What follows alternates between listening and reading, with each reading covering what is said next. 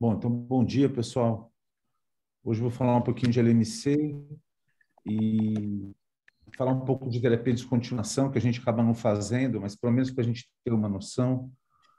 E não sei se vou conceitos novos, mas tentar macetar aí na cabeça de vocês os mais antigos. Daí eu vou pontuar nos pontos que eu acho mais críticos em LMC, que eu tenho visto, não só na escola, mas fora, alguns. Não é erro, né? Mas acho que os médicos estão mais desavisados. O LMC ficou meio como uma coisa que, tudo bem, toma um remédio e toca a vida. E a gente vai ver que não é bem assim. E eu costumo brincar com os residentes que a gente está falando de uma doença e 3 remédios e acho que 2 exames ou 3 exames. Mas é preciso saber interpretar, né, e usar esse arsenal aí de forma mais coerente. Então, primeira questão é que é uma doença rara, né? 0,5% de todas as neoplasias no mundo. E aquilo, como gestor de saúde, a gente fala, o DAS é caro, o Nilo é caro, o Imatinib é caro, mas talvez acho que stent, né? Infarto, mesmo trombose, é muito mais prevalente e muito mais caro. Embora a gente no Brasil realmente tenha uma dispensação aí de medicação há muito tempo que funciona, até que funciona razoavelmente bem, que não deixa de ter um impacto econômico aí para os gestores. Em relação à incidência, que é a casuística americana do CIR, a gente vê que ela tem uma tendência a aumentar, ninguém explica muito bem isso, mas talvez seja, como qualquer outra neoplasia, o envelhecimento da população e aumentando, então, a chance de desenvolver LMC ao longo da vida, ainda que não seja uma doença de idoso, né? Uma doença de adulto de meia idade. E aqui a mortalidade, né? Que a gente sabe muito bem que a partir dos anos 2000, com o advento dos inibidores, tirosina quinase, houve, de fato, uma queda na mortalidade, a gente vai ver isso. Dados do SUS no Brasil mostram mais ou menos aquilo que eu havia mostrado nos americanos, quer dizer, o número de pacientes em tratamento aumentou e está aumentando e vai aumentar, as pessoas não estão morrendo mais de LMC.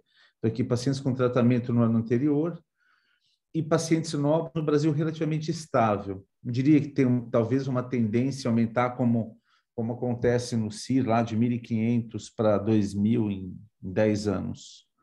Se eu conto que isso é importante, mas a questão é que a gente tem um contingente cada vez maior no SUS dependendo de uma medicação, né, de um segmento e principalmente de um centro especializado em tratamento de LMC. Bom, o cromossomo Filadélfia todo mundo conhece, prêmio Nobel, não vou falar muito sobre isso. Translocação 922, justapõe 2 genes, o BCR e a BL. E aqui em LMC especificamente, a proteína mais comum sintetizada é a P210. E aqui é o primeiro ponto de importância, a gente fala isso no ambulatório, nem sempre aparece no laudo, mas a gente sabe que intuitivamente isso está acontecendo. Mas os transcritos mais comuns, 90 e tantos por cento, 98% dos transcritos, serão B2A2 e B3A2. Porém, existem outros transcritos, alguns até não identificados, ou cada ano aparece um novo, e outros menos comuns e que, eventualmente, um PCR, um exame de PCR não capta. Teria que fazer sequenciamento. Os laboratórios têm sondas para os pontos mais comuns. Então, a primeira lição ou mensagem é um BCR-ABL negativo não significa que o paciente não tem LMC, e daí uma das importâncias de fazer o cariótipo ao diagnóstico. Tá óbvio que eu preciso do PCR para segmento, mas o cariótipo ele é importante e volto a dizer, na negatividade, a gente já teve casos assim. É preciso pensar em outros transcritos que o laboratório não esteja conseguindo fazer diagnóstico. A outra importância desses novos transcritos é a severidade, ou a gravidade, ou a má resposta, né? Então, existem vários trabalhos. Esse aqui é um trabalho relativamente antigo, mas mostrando que, dependendo do transcrito, eu tenho menor sensibilidade a imatinib ou outros inibidores, e isso pode ter, então, também uma relevância clínica importante, tanto que, por exemplo, não vou dizer em todos, mas na grande maioria dos protocolos de descontinuação, ele é previsto para os transcritos mais comuns, de novo, B2A2 e B3A2, e não vislumbra tratamento de descontinuação em transcritos raros, eventualmente de pior prognóstico. Então, é outro ponto importante, talvez isso tenha um impacto no tratamento inicial, como a gente vai comentar. Bom, outra questão, história natural, né? Eu ponho história natural entre aspas, porque a gente está acostumado a pensar que a LMC ela evolui de fase crônica para uma fase acelerada e para uma crise blástica em até 4 anos, e se nada for feito, o paciente vai morrer disso. Isso, na verdade, não é tão natural assim, né? Eu acho que história natural, os nossos residentes veem no PS, ou quando a gente tinha PS, porque acho que a maioria esmagadora de casos que chegaram na escola nos últimos meses ou anos, aí sim eu diria que é história natural, que é basicamente leucocitose com hiperviscosidade e consequências relacionadas a isso. Então, eu sei que é uma coisa talvez macabra, mas não deixa de ser um privilégio a gente poder participar de um serviço onde a gente vê a história de fato natural da doença.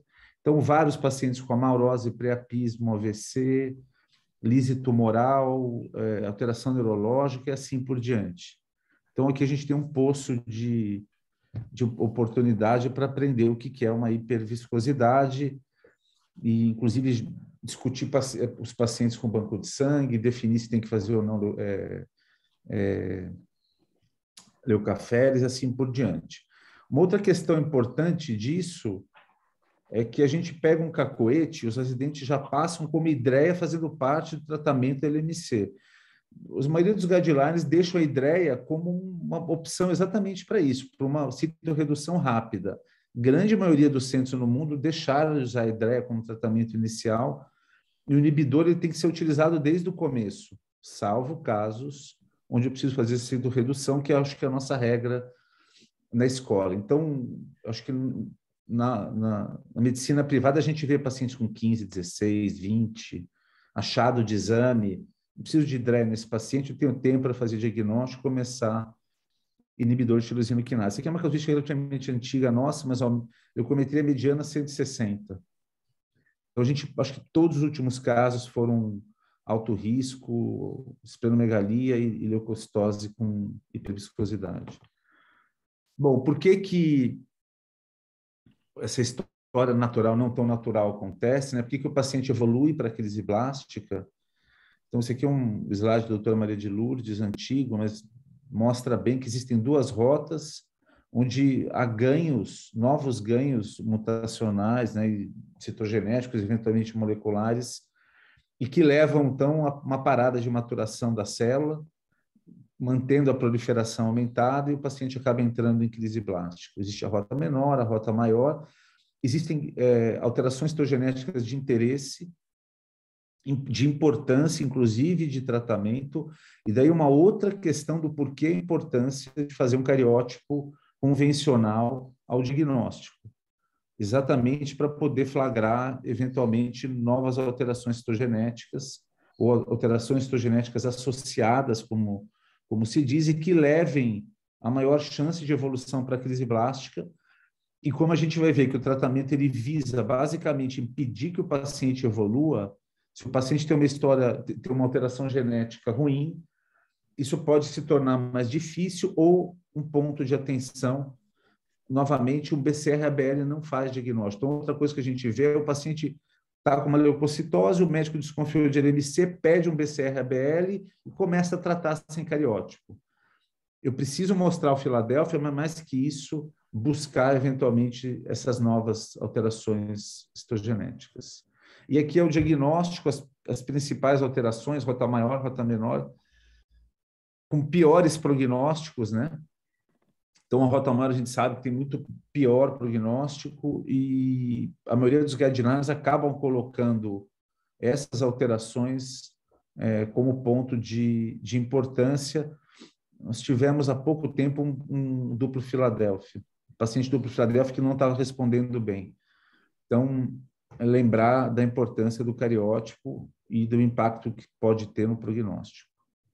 Bom, tratamento, a gente sabe bem, né? Acho que muitos aqui viveram a era pré-imatinib. Eu lembro do Ash, onde foi na sessão plenária apresentado, não tinha nem nome ainda direito, e hoje a gente sabe que os inibidores de tirosina quinase realmente mudaram a história natural da doença, desculpa, a mortalidade da doença, e hoje raramente se indica transplante para esses pacientes. Então, esse artigo é interessante porque ele mostra o impacto das drogas relacionado ao número de transplantes realizados em várias doenças. E aqui a gente vê classicamente o imatinib, no começo do século, literalmente derrubando quase para zero, para anedótico, o número de pacientes transplantados. Então, aqui, o número de pacientes transplantados aqui na Europa, nessa época, e com a gente não foi diferente, né? Então, anteriormente era a doença mais transplantada, hoje raramente nós transplantamos, salvo as LMCs de fase acelerada e crise blásticas mais avançadas, onde ainda o transplante tem um papel, eu vou dizer assim, quase que de primeira linha, né? E mostrando, então, a importância desses remédios, dessa linha de tratamento, follow-up de 8 anos do ISIS, trabalho inicial, mostrando uma sobrevida estimada aí de 85%, e traduzindo isso para a vida real, existem vários trabalhos populacionais. Esse aqui é um sueco, por exemplo, onde para cada faixa etária, 55, 60, 75, homem e mulher, aqui essa linha tracejada é sobre a expectativa de vida para a população normal, quer dizer, normal, sem LMC, a gente vê que aumenta ao longo dos anos, né? No Brasil também é assim. E a LMC, os pacientes com LMC encontrando finalmente essa expectativa de vida da população normal, mostrando que se eu tiver um paciente com LMC que tem acesso à medicação e bom acompanhamento, ele tende a viver igual à população sem LMC. Isso é extremamente importante. A gente não tem esse dado brasileiro, mas a gente infere que isso aconteça também aqui no Brasil. Bom, falando um pouquinho de diagnóstico, eu acho que eu já falei disso o ano passado, ano retrasado, mas é aquilo, a gente está numa doença onde o diagnóstico é molecular, onde o tratamento é alvo, mas a gente tem ainda um diagnóstico de apoio que se baseia em medicina mesmo. Então, olha só, exame físico, o Kimanet pede para examinar o paciente e com referência ao baço, então não existe tomo, ultrassom, PET, ou qualquer outro exame de imagem do baço, não que isso não possa ser feito, mas, inclusive, os fatores de risco e tudo levam em conta o tamanho de baço do rebordo costal. Então, isso é extremamente importante. No exame físico que o paciente vê no consultório, ele deve ser relatado. Outra coisa é microscopia óptica e contagem de diferencial. Vocês vão ler aqui que não existe imunofenotipagem. Medula óssea aspirada e biópsia só se for seca. Muitas vezes a gente acaba colhendo. A gente colheu por muito tempo no serviço para definir fibrose. Hoje a gente sabe que isso não tem muita importância, porque a maioria dos pacientes vão ter fibrose, ela vai embora e não define tratamento. Então, é um aspirado com o exame de sangue periférico. De novo, a importância de um cariótipo convencional. O FISH, só se eu não achar o Filadélfia. Por quê? Porque o FISH acaba não pegando outras mutações, então é importante essas outras mutações. Então, não preciso pedir FISH. Não preciso pedir imunofeno. Eu diria assim, pacientes que eventualmente estão em crise blástica ou em suspeita de, e você eventualmente tem que definir se é linfóide, mieloide, isso até acho que pode ser feito. Mas para definir se o paciente está em crise blástica ou fase crônica, que basicamente é contar blastos abaixo de 5%, eu não preciso de imunofeno.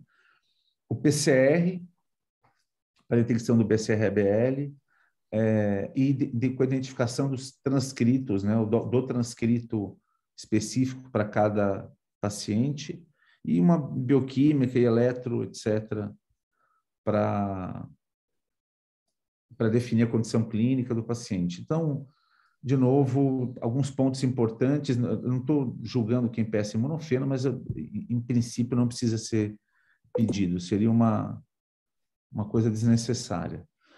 Uma outra coisa importante, no ambulatório, eles, assim, não vou dizer os nossos residentes, mas muitos passam, tem vários, como é que fala? Calculação de risco, né? Cálculo de risco de SOCAL, do ILTS, e daí está lá antigo no prontuário há 25 anos, e o residente passa, mas o importante hoje é o ELTS, que na verdade nada mais é do que o EUTOS, seguido por um longo período, e principalmente todos os pacientes que receberam inibidor de tirosina quinase em até 6 meses do diagnóstico, com os transcritos comuns. Então, ele é o primeiro score que realmente enxerga o que acontece com os pacientes tratados nessa nova era, né? Diferente de SOCAL, que isso não acontecia. Então, a gente vê que os parâmetros utilizados eles são semelhantes e simples: idade, tamanho do baço medido no exame físico, blasto no sangue periférico contado na lâmina, e plaqueta idem. Então, não precisa de nada muito absurdo. A grande questão é que houve um peso diferente para essas variáveis. E aqui a gente vê o SOCAL e o LTS, a gente vê que, sem entrar em detalhes, mas há uma melhor distinção do que é realmente baixo risco e alto risco. Isso foi validado em várias coortes. Então, hoje o LTS é um dos scores mais importantes e é aquele que deve ser reportado, e como a gente vai ver, ele define tratamento. Ele, de fato, define tratamento, ou, pelo menos, atenção, pontos de atenção ao tratamento. E, de novo, o Brasil consegue fazer isso, né? Examinar blasto e não sei o quê. Então, é uma coisa que é possível definir o diagnóstico sem grandes dificuldades. Mas outro erro não, é outro tropeço grande que a gente vê, e acho que os nossos residentes também estão treinados para isso. A gente teve uma fase aí de má qualidade de DNA dos pacientes, e isso mostrou bem o que eu quero apontar aqui. A outra coisa importante é... Putz, tocou o celular aqui, eu me desconcentrei. Então, o principal aqui é que os laudos, o nosso laudo está saindo, ele deve fazer referência ao número de transcritos. Então, quantos transcritos foram analisados para se chegar a um grau de sensibilidade para dizer que o paciente tem resposta molecular 4, 4,5 ou 5. E aqui nada mais é do que, como o Alex e o Matheus mostram para a gente na citometria, eu preciso de, no mínimo, X eventos para definir uma doença residual mínima, que é o mesmo raciocínio, mas o mais importante é aquilo: o residente passa assim, o paciente está com BCR-ABL indetectável. Tá, quantos transcritos ele foi avaliado? 5.000, 7.000, 3.000. Então, é aquilo, eu preciso de um número cada vez maior de transcritos para mostrar uma sensibilidade maior na amostra. E hoje, como está na moda, né, falar em RM 4,5, 5, eu preciso de um DNA de alta qualidade e um número mínimo de transcritos para poder definir que aquele paciente, por exemplo, tem 0 de BCR-ABL. Então, isso é fundamental, e o exame que não mostre isso, ele não é confiável. Então, novamente, o exame tem que mostrar qual transcrito e a quantidade de amplificações para poder definir a sensibilidade do método. E o que ele advoga que a gente tire esse termo resposta molecular completa, né, para leucemia molecularmente indetectável. Talvez seja realmente uma questão só de semântica, mas aponta mais ou menos isso, né? Para não detectar alguma coisa, eu preciso ter procurado de verdade. Bom, aqui são os critérios hematológicos, citogenéticos e molecular. O hematológico praticamente caiu fora, ninguém usa, praticamente não usa. A gente acaba utilizando porque a gente tem que seguir o paciente. É interessante saber se em um mês ele teve resposta hematológica. Então, sem baço, plaqueta caiu, leucometria abaixo de 10.000, e um diferencial normal, né? Sem sinais e sintomas de doença. É aquilo, isso não norteia muito o tratamento, mas não deixa de ser um ponto precoce para saber se o paciente está aderindo bem e se a doença dele está indo bem ou não, ainda que não faça grandes coisas com isso. Mas é importante, a gente sempre pede que o paciente volte em um mês para definir a resposta hematológica. Semana passada nós tivemos um paciente que não entrou em remissão hematológica completa, ok, ele vai voltar em um mês para a gente ver. Resposta citogenética, também a maioria dos trabalhos ou dos guidelines eliminaram isso como critério de resposta, porque já é mais do que sabido que existe uma correlação entre resposta citogenética e molecular. Há uns anos atrás tinha que colher medula, abaixo de 10% de Filadélfia, daí passava para sangue periférico. Hoje a gente faz avaliação sangue periférico e a análise citogenética ela não é mais necessária. Ela, talvez no SUS seja importante, porque a gente fica sem BCR-ABL, e se o serviço tem citogenética, não existe um motivo do porquê não utilizar, mas ele não consegue mostrar tão profunda a resposta como é a questão molecular, né?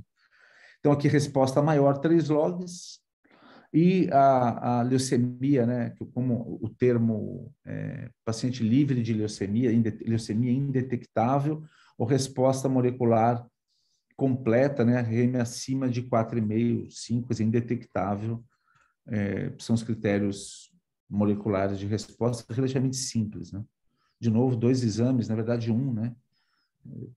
E com realmente uma pequena interpretação importante aí.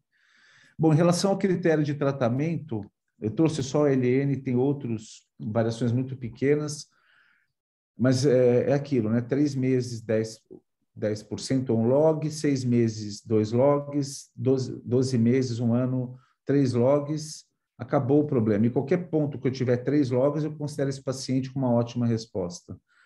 Essa é a meta de tratamento, que subentende que eu tenho que fazer 3 PCRs no primeiro ano para definir isso. Bom, lembrar, LTS de alto risco e alterações citogenéticas associadas, que estão aqui, são tidos como pontos de atenção ao diagnóstico. São os únicos 2 pontos de atenção ao diagnóstico. Então, eu volto a frisar a importância da citogenética e do LTS. E o que significa isso? É associado, então, a uma resposta subótima molecular. Esses pacientes devem ser seguidos de perto, ou mais de perto. O BCR-ABL deve ser repetido mais frequentemente e, eventualmente, o inibidor trocado. O que é importante aqui, o que ele se coloca é que não é uma indicação de troca, mas é um ponto de importância fundamental. Bom, em relação à falha, é tudo que está fora do ótimo de ponto de atenção, então acima de 1 log, 2 ou 3 logs, e em qualquer momento, se eu tiver mais que 1%, né, mais que 2 logs, uma alteração citogenética associada e uma mutação de resistência, esse paciente considera falha. A gente não faz mutação de resistência no Brasil, né? E a gente conseguia pelo HC só o 315I, mas é um outro ponto que o Brasil inteiro acaba sendo aí prejudicado. E hoje, o que está em voga, né, o que está na moda é o TFR, o tempo livre de recidiva para pacientes que param o inibidor de tirosina quinase. Então, se eu almejar isso desde o começo, eu vou querer uma resposta molecular pelo menos 4. Então, seria uma nova meta. Alguns guidelines já colocam isso como uma meta certa. Eu tenho um pouco eu acho que a gente pensa um pouco como LN. Eu não devo almejar isso para todo mundo, mas diria que isso é possível, se eu posso eventualmente definir que para os meus pacientes eu quero uma RM de 4, mas obviamente que isso vai levar aí a uma linha terapêutica e um raciocínio diferente, como a gente vai ver. Por que 12 meses, 3 logs? Porque a resolução molecular maior em 12 meses consegue predizer sobrevida livre de evento, ou seja, não progressão para crise blástica ou fase acelerada, mais de 90%, que é o que define aí a sobrevida igual à população normal. Então, isso é acabou se tendo como convenção. Existem alguns protocolos que pedem remissão molecular maior em 1 ano e meio, são pequenas variações, mas eu acho que é importante a gente ter esse número, e na escola a gente segue mais ou menos esse raciocínio. A coisa é frequência de monitoramento, né? A gente tem uma escassez de recurso no SUS, e eu vejo mesmo em pacientes de fora que vêm encaminhados de outros serviços, também há um grande problema, não só no público, mas no privado, ou por desconhecimento ou por acesso mesmo. Muitas vezes o paciente tem convênio, mas para o médico conseguir um BCRBL é um custo, né? Mas aqui só mostra que a frequência de monitoramento ela consegue diminuir a chance de progressão e morte. Isso é meio óbvio, que se eu sigo o paciente direito, eu consigo trocar medicação e anteceder aí problemas.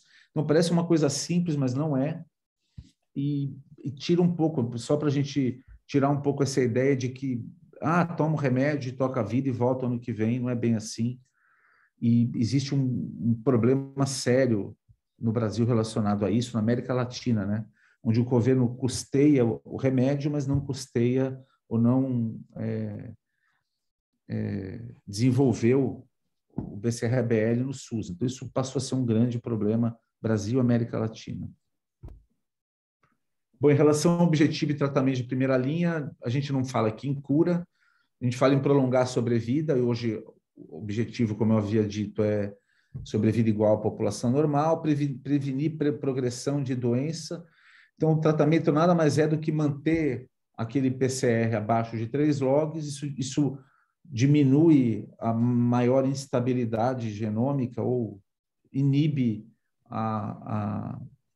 o desenvolvimento aí de novos clones, novas mutações, rota maior, rota menor. Então, isso previne a progressão de doença, significa que o paciente em remissão molecular maior ele tem menos chance de evoluir para uma crise blástica, que é basicamente isso que a gente quer. E, obviamente, qualidade de vida. Então, não adianta eu dar um remédio para o resto da vida do paciente, que ele tenha um monte de efeitos colaterais e tenha problemas com isso. Então, é outra coisa importante. E, mais recentemente, né, remissão molecular profunda e duradoura, em alguns protocolos, e o tal da remissão molecular 4, né? Primeiro, porque você diminui de fato o risco de perda de resposta e possibilita a descontinuação. Então, tem um grande parênteses aqui, eu não acho que tem que almejar RM4, 4,5, 5 para todo mundo, mas a gente sabe que quanto mais profundo, melhor, e a possibilidade de descontinuar o tratamento também ele é importante. Bom, o que a gente tem de remédio, de medicação, hoje em dia o arsenal aumentou muito. A gente tem o imatinib de primeira, dazanilo e buzo, que agem no BCR-ABL, bloqueando, né, por competição lá, a fosforilação e, consequentemente, a síntese da proteína P210, 230, 190. O PONA, que vence a mutação 315I, é a mais comum, isso também trouxe um grande avanço, e o asciminib, que está chegando no mercado, já foi aprovado no FDA, está chegando no Brasil. Eu acho que, eu falo essa mesma coisa para várias situações, mas acho que eu vou me aposentar no SUS sem ter asciminib, pona e buzo, mas tudo bem, acho que a gente se vira com o que a gente tem. Então, não temos buzo no Brasil para ninguém, ainda não temos asciminib, o pona em bula para o setor privado, o público ainda não. Eu vi, acho que eu conheço um paciente que acabou, não nosso, não da escola, que acabou conseguindo no SUS por vias judiciais, está no SUS, tá na bula. Então, paciente com 315I é possível, e a gente viu, e os residentes viram isso, né? A indústria pesada em cima, fazendo pesquisa de mutação. A gente teve um caso ano retrasado, ano passado, que foi um senhor que abriu o caso em crise blástica. A gente sabe que muitas vezes mutações de resistência já estão definidos ao diagnóstico. Na verdade, ele tinha o 315I, e é óbvio que a indústria paga isso para a gente judicializar o remédio para o paciente. A gente só tem que ter um pouco de critério quando a gente utiliza esse tipo de recurso, né? Eu vou falar um pouco de tratamento, desse monte de remédio, mas assim, uma coisa que a gente tem que ter em mente Isso é fundamental, né? A gente falou de sobrevida igual à população normal, mas não existe um trabalho que tenha mostrado que usar imidazolino tem alterado a sobrevida dos pacientes. Então, isso é importante. Eu não acho que é uma doença também que a gente tem que raciocinar em sobrevida global, mas isso não deixa de ser importante. E é aquilo que eu falei, eu fico relativamente confortável no SUS com imatinib e dazinilo. E eu não necessariamente preciso dar Nilo ou DASA para todo mundo e aprofundar todo mundo, porque eu sei que dificilmente eu vou mudar a sobrevida desse paciente. Eu acho que é mais importante seguir o paciente e ter os conceitos na interpretação dos exames do que ficar brigando por buzo e asciminib, não sei lá mais o que no SUS. E daí tem esses trabalhos, né, assim, pelo menos uma interpretação, a gente vê muito em aula, de que a profundidade de resposta melhora a sobrevida global. Mas a gente vê aqui, olha, o paciente que tem remissão citogenética completa, remissão molecular, 83, 88% aqui, mais ou menos, com 3 logs, contra 92 em 8 anos. É difícil que a gente tenha um trabalho populacional que mostre uma diferença estatística de 2 ou 3% na população. Não que isso não tenha lógica, mas, de novo, o ganho que eu tenho se eu perseguir de forma compulsiva uma remissão molecular 4,5 é muito pequena. Tá? Então, de novo, é possível aumentar a sobrevida global ou melhor o controle, mas de uma forma pouco expressiva e populacionalmente a gente não tem como mostrar isso como um benefício real. Bom, dito isso, a gente não tem consenso nenhum para troca de inibidor se o paciente não estiver em remissão molecular profunda, quer dizer, acima de 4, 4,5 logs. E a gente não faz isso na escola, então a gente almeja remissão molecular maior, 3 logs, e não fica perseguindo remissão profunda para todos os pacientes. Qual que é a grande vantagem? É a possibilidade de descontinuar, como a gente vai ver. Outra questão, eu posso ter maior risco de evento adverso. Se eu uso segunda ou terceira geração, eu vou ter um risco diferente, a gente vai ver isso. Custo é muito mais caro. E a pergunta é quantos pacientes de fato eu vou se beneficiar se eu perseguir para todo mundo um serviço grande de remissão profunda, né? Não que isso não possa ser feito caso a caso. Então, aquilo avaliar caso a caso. De rotina, a mudança não deve ser recomendada. Eu tive pacientes que não tinham remissão profunda, que foram incluídos em transplante. O médico do paciente achou que ele tinha que transplantar, porque ela trocou para Nilo depois de 3 logs, o paciente não conseguiu 4,5 e o objetivo era transplante. Então, o paciente veio numa segunda opinião desesperado, com uma indicação de transplante, porque não tinha atingido remissão profunda. Então, de novo, tomar cuidado com a interpretação da literatura. E daí a gente vê também trabalhos, isso aqui são trabalho da Alemanha e, na verdade, o Ernest, né, e o da Cision foram os trabalhos de 10 anos atrás que mostraram o melhor, ou maior potência aqui do Nilo e aqui do DASM, comparando com o imatinib em primeira linha. E a gente vê que realmente tem um ganho, se a gente vê resposta citogenética, molecular, etc. Mas, de novo, eu volto a dizer qual é o ganho real a longo prazo e se isso realmente define que eu tenho que começar a segunda geração para todo mundo. A maioria dos protocolos abrem primeira e segunda geração. A gente sabe que os Estados Unidos usa muito segunda geração em primeira linha, a Europa pensa mais como a gente, usa imatinib, guarda a segunda geração para os casos de maior risco ou aqueles que não estão respondendo adequadamente. No SUS, a gente não tem opção, é imatinib para todo mundo e, com isso, a gente é obrigado a seguir o paciente de forma adequada e trocar da melhor forma possível no tempo correto, né? Como eu sigo também os pacientes não do SUS, eu geralmente dou imatinib, salvo algumas exceções. Os pacientes tomam imatinib de primeira linha e os pacientes de baixo risco acabam aprofundando de forma bem importante. Outro ponto, né, a gente fala isso também seguidamente lá no ambulatório, Se eu tenho um BCRBL para fazer no ano, o gestor só me deu um.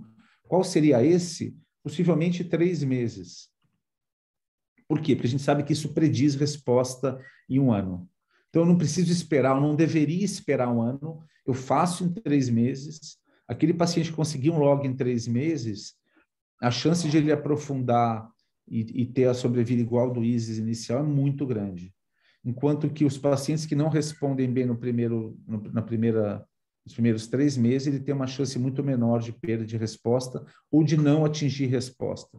Então, por isso a importância dos primeiros 3 meses e daí a nossa angústia, né? A gente está sem kit de BCRBL esse ano, temos já dezenas de exames feitos, a gente vai começar a encontrar esse problema. Pacientes recém-diagnosticados, 3 meses, DNA extraído, mas não tem o kit, a gente não sabe BCRBL e acaba tendo o perigo de perder resposta ao longo do tratamento. Bom, e daí aquilo, né? Nilo, de fato, é mais potente, aumenta a chance de induzir remissão molecular maior, mas o que esse slide mostra? Existem vários trabalhos com DASA também. É aqui, olha, aquele paciente que atinge um log em 3 meses, independente do remédio, ele vai ter um prognóstico igual.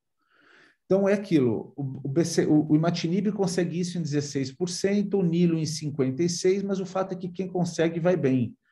Então, o mais importante é saber trocar do que iniciar para todo mundo segunda geração. Tá? Então, a resposta prediz a longo prazo, o remédio não necessariamente. Eu posso começar com primeira geração e trocar, e não advogar que eu tenho que dar Nilo para todo mundo em primeira linha.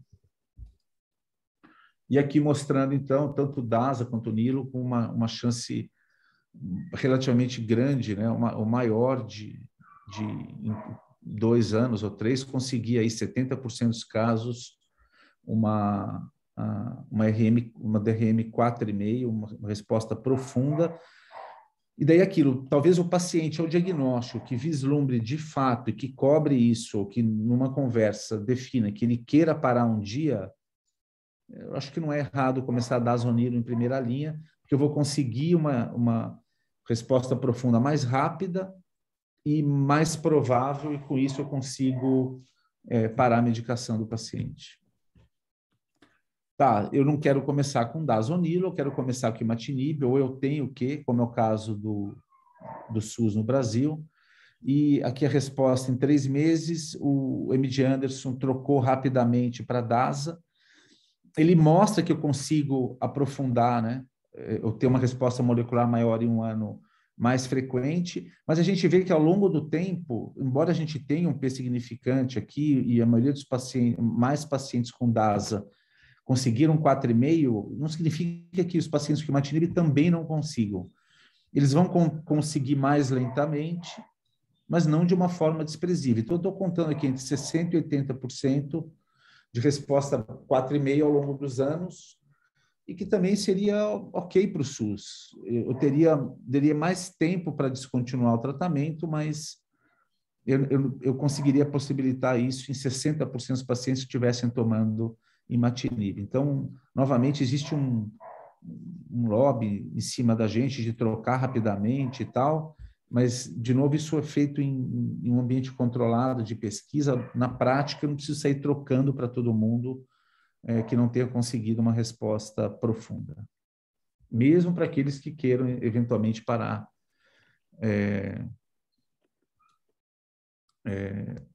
a medicação. E aqui, para os pacientes que não respondem bem a imatinib, independente de dazinilo, obuso, 40%, 50% de resposta citogenética.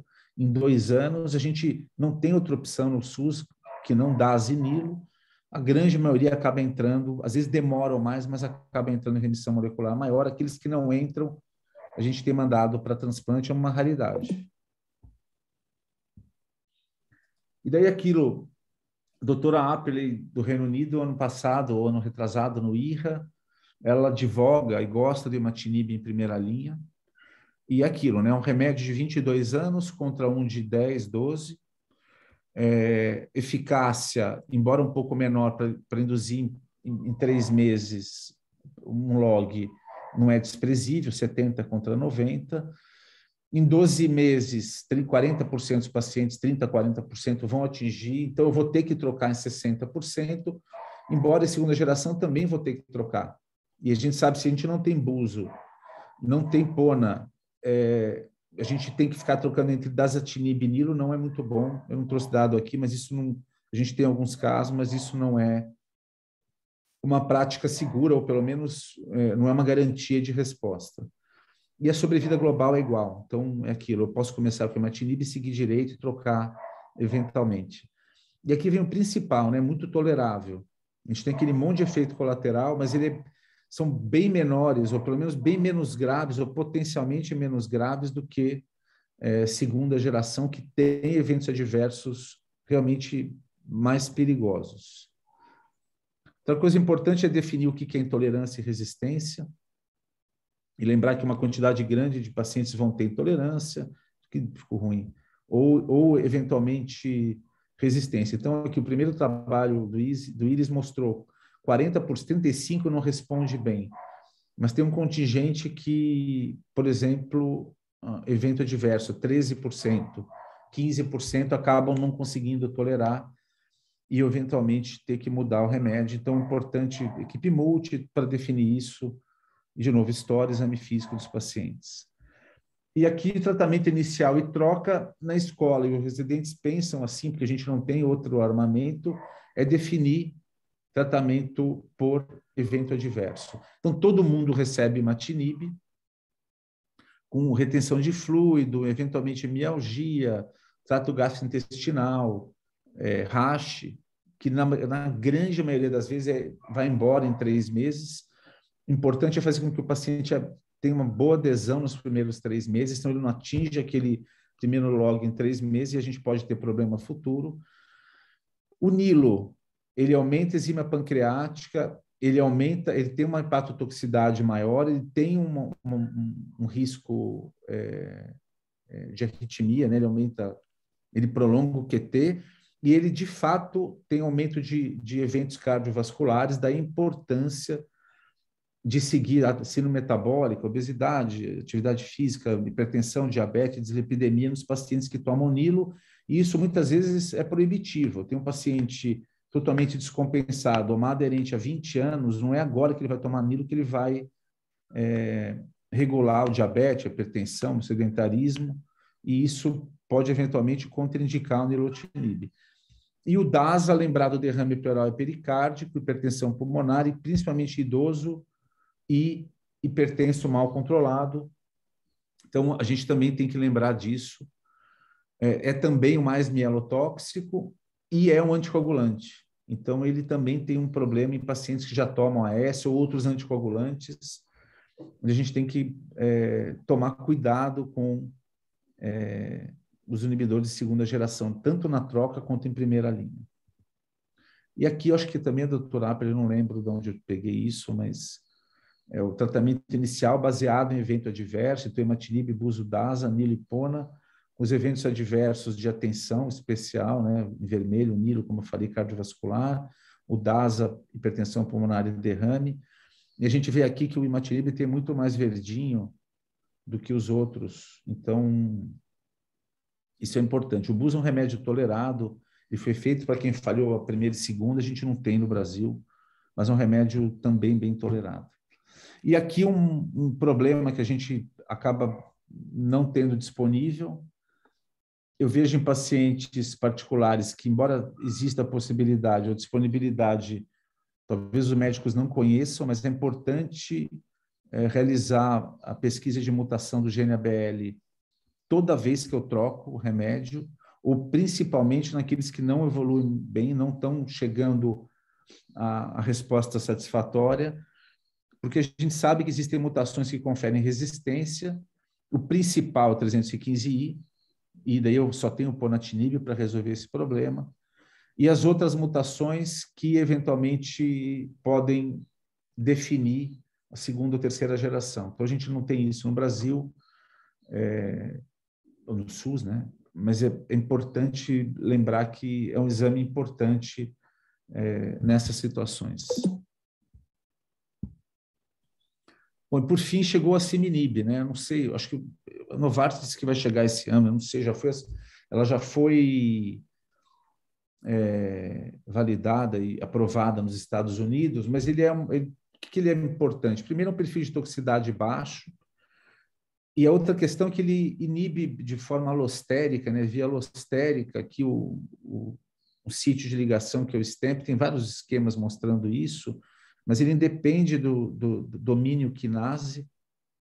Na verdade, ele impede a conformação da molécula e, consequentemente, síntese proteica, independente dos inibidores de domínio quinase. Então, aqueles pacientes que desenvolveram mutação, que por algum motivo não vão bem, eu consigo, de forma independente, usar o asciminib, com isso ter a melhor resposta. Então, aqui o estudo inicial, teve um fase 1, esse aqui é o fase 3, o pessoal do INCA entrou nesse estudo, a Cláudia, acho que está em segunda ou terceira autora. Então, um estudo importante, prospectivo, randomizado 2:1, para aqueles pacientes que falharam inicialmente, eles excluíram os 315I, que obviamente eles compararam o buzo com o asciminib. E o asciminib não se sabe direito a resposta aos que tiveram mutação de 315I. E a gente vê aqui uma resposta melhor ao asciminib para aqueles pacientes que falharam, até 2 inibidores de tirosina quinase, 2 ou mais, né? Então, é um remédio que vai chegar no Brasil, então a medicina suplementar vai ter Pona e asciminib. Nós acho que não vamos ter por muito tempo. Bom, aqui tem um guideline, eu tirei o que a gente faz aqui na escola, é mais para mostrar, aqui é o guideline do ESMO, o que fazer de segunda, terceira e quarta linha, de acordo com o que eu comecei de primeira. Eu diria que é caso a caso. A gente aqui tem imatinib, não temos buzo, então já furo o guideline da ESMO. Mas o que é importante aqui? Primeiro, a gente já sabe que é seguir direito, a gente já sabe que é trocar precocemente, a gente já sabe que é tomar cuidado naqueles casos de alto risco e definir se é resistência ou intolerabilidade. Então, isso é fundamental, fazer a pesquisa de mutação e saber o que eu tenho de arma na mão. A gente aqui só tem imatinib niloidase, então a gente fica brincando com evento adverso, qual remédio é mais importante para qual paciente, mas a gente vê aqui que tem uma gama de opções, dependendo do que eu faça. Os Estados Unidos usa muito DAS em primeira, eles acabam tendo muito 315I, mas eles têm Pona, é fácil. E assim por diante. Então, só para mostrar que a coisa pode ser complexa, acho que na verdade não é saber o que eu tenho e discutir caso a caso. Bom, em relação à descontinuação, que é uma questão que a gente não faz no SUS, mas acho que é importante para os residentes terem pelo menos alguma noção. Às vezes eu cito em pacientes lá no ambulatório que tem uma resposta profunda, mas tem, obviamente, vários possíveis benefícios, né? Então, é o tal do TFR, tratamento, remissão livre de tratamento. E, primeiro, é eliminar efeitos adversos. A gente vê pacientes que têm dor, pacientes que têm edema, pacientes que sentem com astenia usando mesmo imatinib. Você elimina esse problema da vida deles, ou seja, a qualidade de vida. Os pacientes que, ao diagnóstico, sabem que se ele tomar direito, aderir, se o médico seguir direito, eventualmente eles vão poder parar, isso de fato aumenta a adesão ao tratamento. A gente sabe que no mundo 25% não adere direito, e é um ponto importante de adesão, é uma barganha importante para os pacientes, obviamente custo, se o paciente pode ficar livre do remédio, isso elimina aí um custo importante, que na verdade pode demorar décadas, né, para cada paciente. Bom, o primeiro trabalho francês, né, o STEAM1, o SED Stop, inibidor de tirosina quinase, foi feito em 100 pacientes, isso aqui não é de 2017, desculpa, gente, isso aqui é 2007. Isso aqui é o segundo trabalho deles. E o que é importante? Coisas extremamente importantes que eu vejo que mesmo em pacientes com convênio, a questão se torna um pouco difícil quando é feito fora de protocolo. Primeiro, eu tenho que ter um BCRBL indetectável, né, ou acima de 4,5 por pelo menos 2 anos. E utilizar o inibidor por pelo menos 3 anos. Os pacientes podem ter tomado imatinib e trocado para DASA, mas daí eu tenho que manter 2 ou 3 anos de dasatinib e resposta molecular profunda para esses pacientes, só pacientes em primeira fase crônica, né? E a grande maioria para aqueles transcritos mais comuns. O que todos os protocolos pedem pode ser um rigor científico, mas eu acho que se alguém resolver fazer isso em pacientes particulares, precisa tomar atenção, medir o BCR-ABL pelo menos 2 ou 3 vezes antes de parar. Então, não adianta um exame mostrando que ele tem 0. Preciso ter 3 seguidos. Lembrar que até um conceito de biologia molecular, eu preciso, na verdade, comprovar aquele achado pelo menos 2 ou 3 vezes. Aqui foi feito 1, 2, 3, 4, 5 vezes para poder parar o remédio. Aqui só imatinib é o primeiro estudo, né? RM 4,7 na ocasião. E daí o principal, quando eu paro o remédio, eu preciso seguir mensalmente o paciente, porque a gente sabe que a maioria das falhas de parada, né, acontecem entre 6 e 8 meses, até 6 e 8 meses. E o que o protocolo mostrou? Que é seguro parar, ou seja, o paciente não evolui para a fase acelerada da crise blástica se eu reintroduzir o remédio rapidamente na perda de um log. Então, eu perdi um log, parei o remédio, 3 meses depois ele perdeu um log. Eu repito e reinicio. Então, eu tenho que comprovar que ele de fato perdeu e reiniciar isso de forma rápida, 15 dias. Para isso, eu tenho que colher, ter um laboratório que me entregue uma semana, repetir e recomeçar. Não dá para fazer uma PAC e pedir para o Ministério o remédio. Tem que ter o remédio na gaveta. E isso vai se espaçando ao longo do tempo. Eu já discuti com médicos privados que pararam e o paciente se nega a fazer ou não consegue fazer o PCR mensal. Então, não pare, porque é um risco para o paciente progredir. Então, foi o que a gente aprendeu do primeiro trabalho. E o que a gente aprendeu nesse trabalho é que 38%, acho que esse é o número cabalístico, consegue ficar livre de tratamento aí, com uma mediana de 5 anos de acompanhamento. E a maior chance de resposta são aqueles pacientes que estavam em imatinib por mais tempo e que tinham SOCAL de baixo risco. A gente fez um trabalho de iniciação científica na escola, a gente só incluiu na época pacientes de baixo risco, hoje isso caiu por terra. A gente sabe que o que mais prediz chance de resposta é tempo de uso do imatinib. E aqui os principais estudos de continuação, fiz uma tabelinha simples, mas a gente vê que o N não é tão grande, a não ser o EuroSky, que eu acho que é o trabalho que vale a pena ser comentado. Hoje em dia não só imatinib, mas Nilo, DASA e assim por diante. A duração de remissão molecular maior, aqui é profunda, aqui é remissão profunda, gente, desculpa, mas é no mínimo 2 anos. Aqui é remissão molecular de 2 anos e o uso de inibidor, e aqui é profunda de pelo menos 1 ano. A maioria dos trabalhos acaba usando 2 anos em remissão profunda. E a profundidade de resposta de 4 a 5 logs, a gente vai ver que isso não é tão importante, ou quanto menos eu escolher, mais tempo o indivíduo tem que estar em inibidor. Tá? Aqui é o trabalho do EuroSky, que tem maior número de pacientes, é quase como um trabalho de vida real, são 70 centros na Europa, mostrando então que a recorrência da LMC ela acontece menor, 47% em pacientes tratados com menos de 8 anos, desculpa, recorrência, quanto mais tempo de tratamento, menor a chance de recorrência. A profundidade de tratamento inicial não teve impacto, então pacientes com DRM abaixo de 4 logs, e aquilo o tempo, a principal significância é o tempo de uso e de resposta. E aqui é o que acabou de ser apresentado no ASH, né, o EuroSky final, Então, foram de 2012 a 2014, foram quase 700 pacientes acompanhados.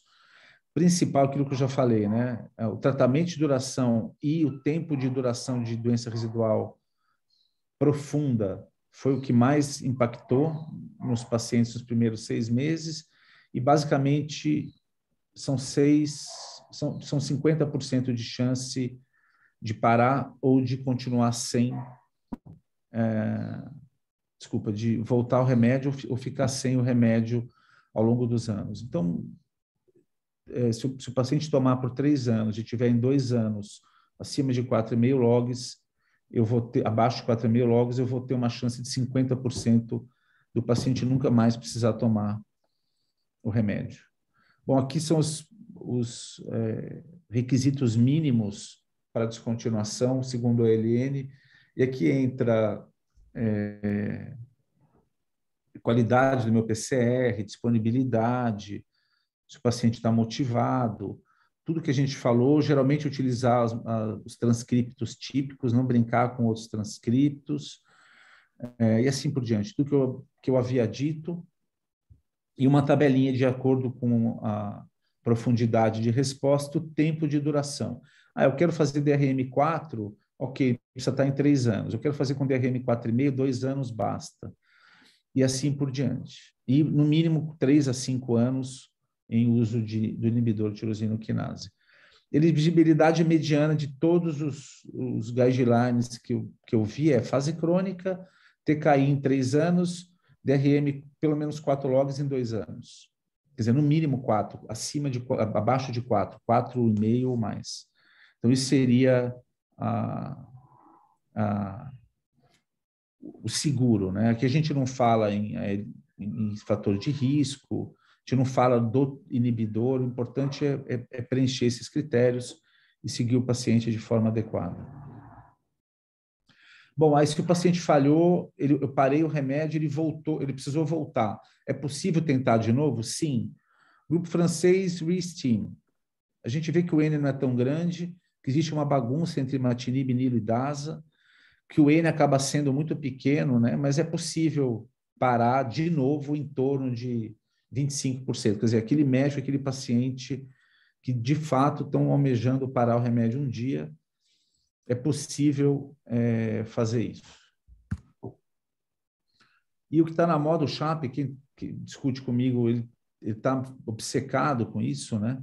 Mas é como aprofundar a resposta e fazer com que os pacientes parem mais frequentemente. Então, de novo, eu tentei mostrar que eu não tenho que almejar resposta profunda 4,5 para todo mundo, mas o que tem, isso aqui é um artigo de revisão mostrando que existem, obviamente, outros vias, né, que eventualmente diminuiriam o número de cópias dos pacientes com LMC, independentes do BCR-ABL, que vai desde interferon até ruxo, até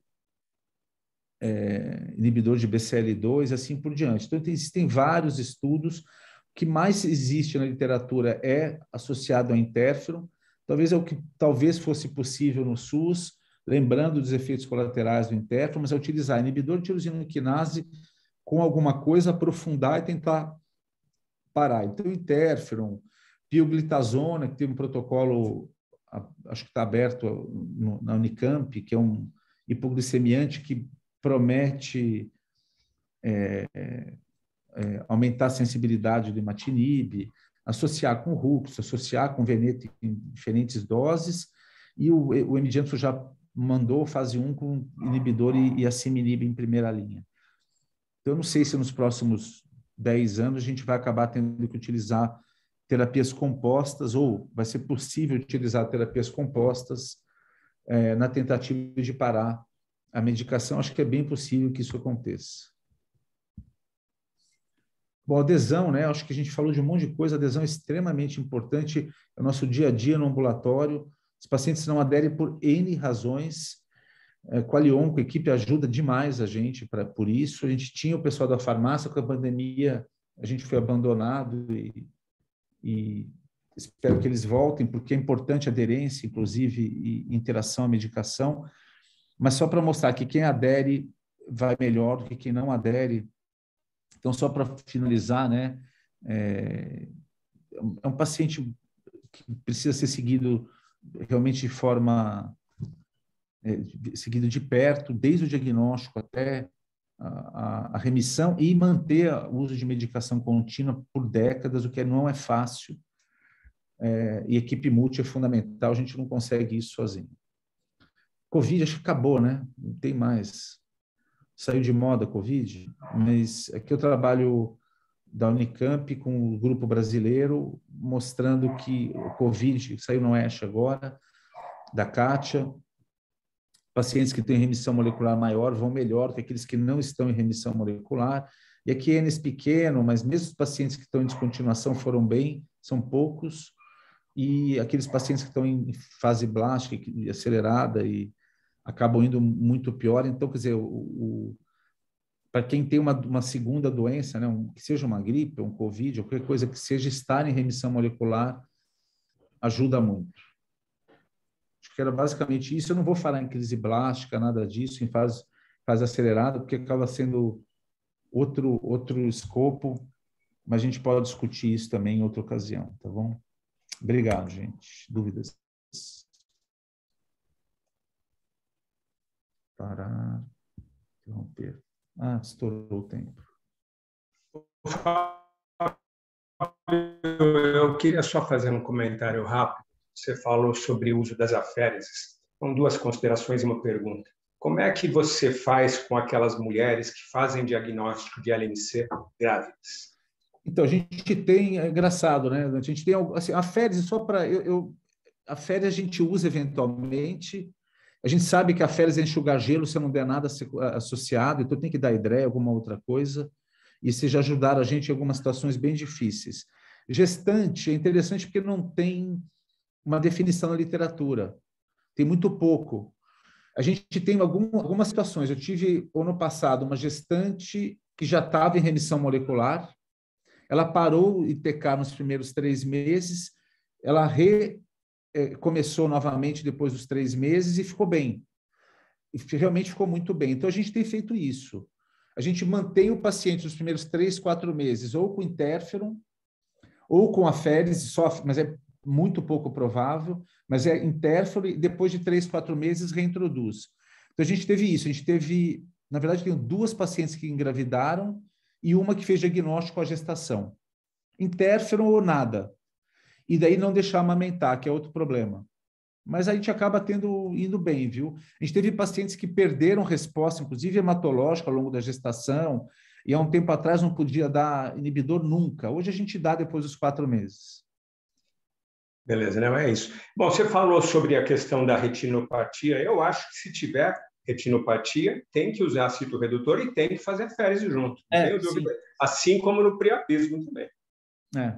É que aquilo, né, Dante? A gente está numa situação onde todos os pacientes, olha, os últimos todos chegaram com alguma alteração, ou lise espontânea, ou retinopatia, ou priapismo, ou quadro neurológico, e a gente acaba discutindo, até deixo os residentes discutirem com vocês, eu não entro muito nisso, mas aquilo, com hidreia, em 2, 3 dias a gente tira, começa a hidratar, até passar catéter, bagunça, o paciente já está melhor.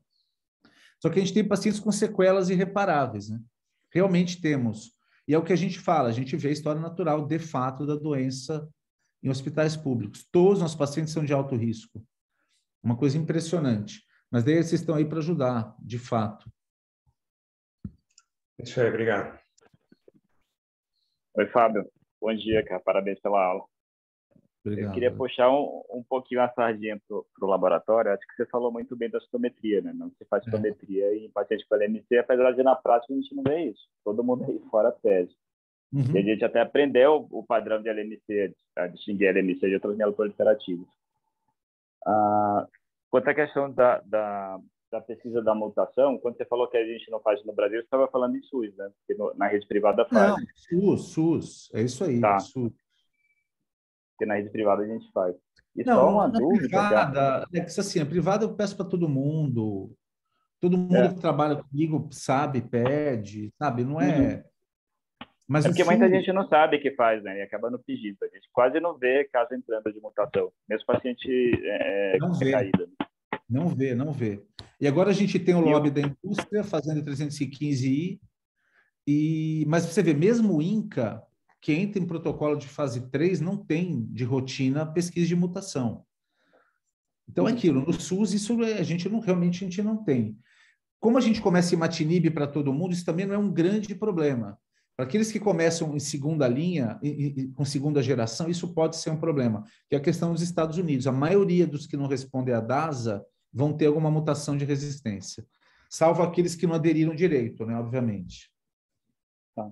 E uma pergunta, você sentiu alguma diferença quando entrou na prática? Saiu o Glivec e entrou a medicação genérica?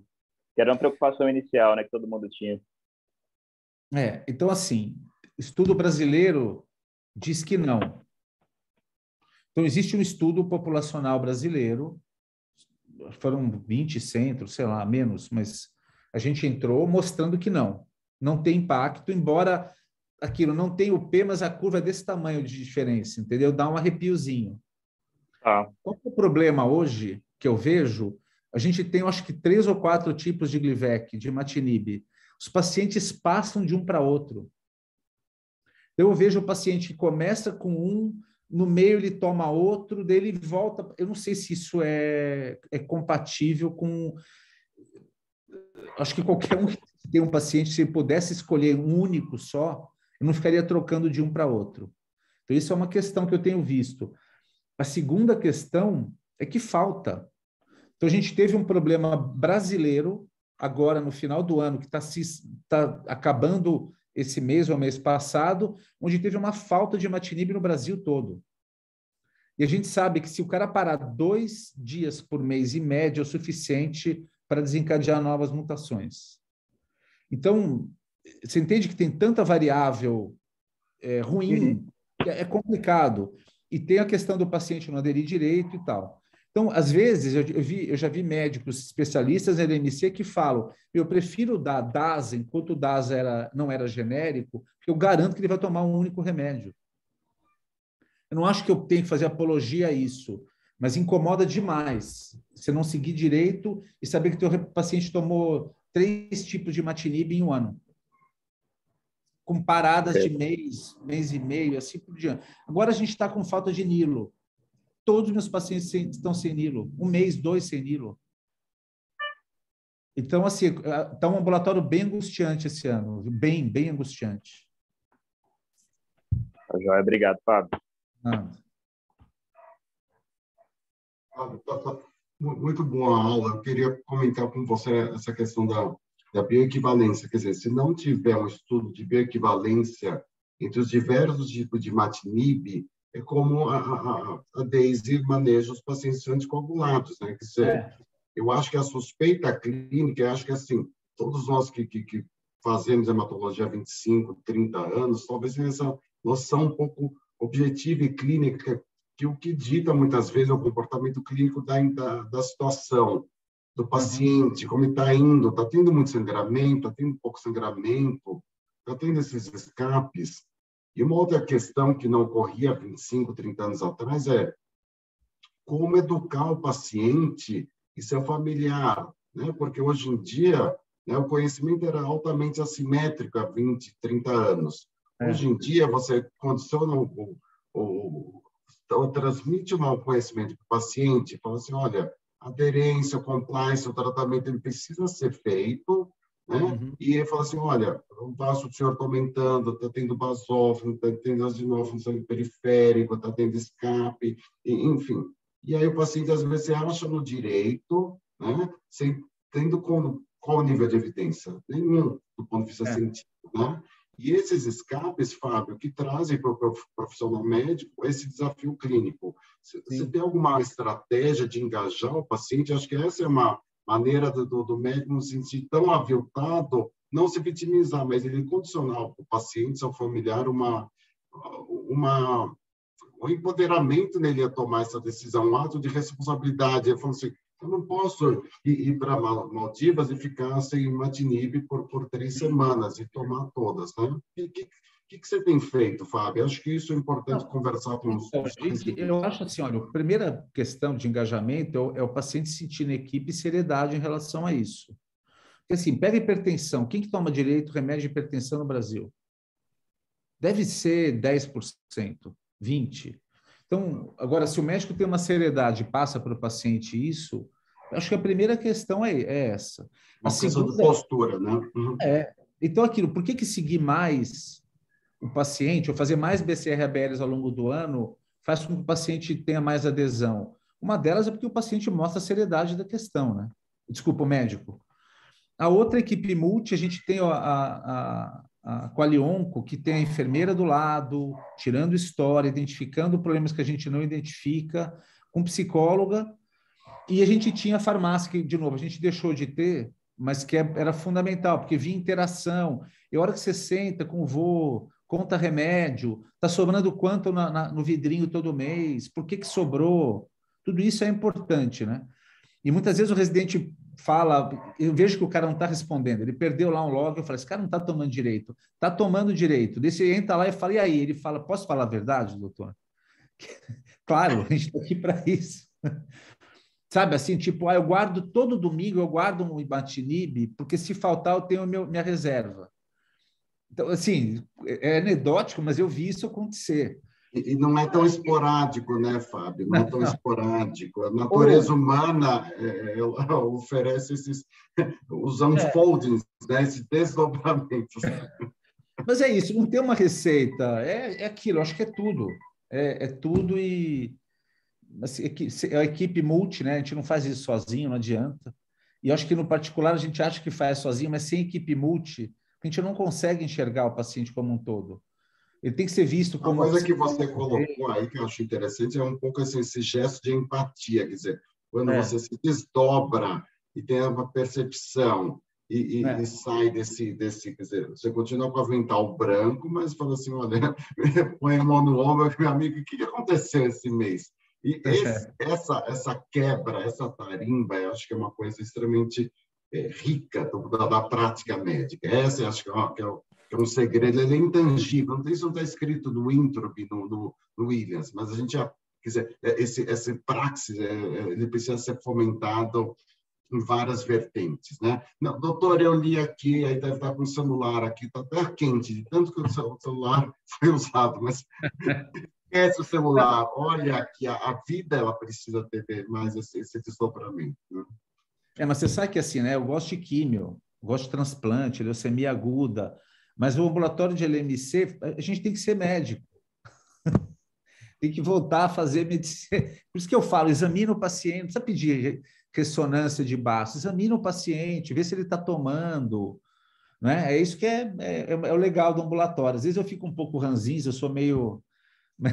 Mas eu tenho uma relação boa com os pacientes, assim, no final, acho que a gente passa a mensagem para eles. No final, talvez isso é um enriquecimento coletivo, quer dizer, você descobre coisas que talvez eles não tivessem descoberto e talvez eles falam assim, olha, o esquema que ele estava sendo tratado não era isso, né?